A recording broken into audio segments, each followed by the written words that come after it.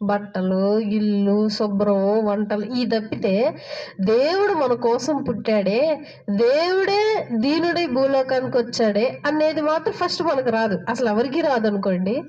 ఈ వీటిని క్లుప్తంగా ఇంకొంచెం చూద్దాం. ముందుకెళ్తే మనం ఎప్పుడు వినే, కానీ ఆ వినే వాటిని ఇంకోసారి వింటే అవ్వ ఇంత ఉందా వీటిల్లో అనేది ఒకసారి అర్థమైంది.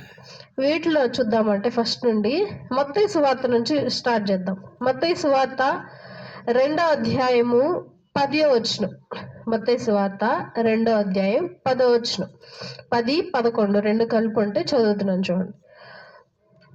వారు ఆ నక్షత్రమును చూచి అత్యానంద భరితులై ఇంటిలోనికి వచ్చి తల్లి అయిన మరియను ఆ శిశువును చూచి సాగిలపడి ఆయనను పూజించి తమ పెట్టెలు విప్పి బంగారమును, సాంబ్రాణిని, బోళమును కానుకలుగా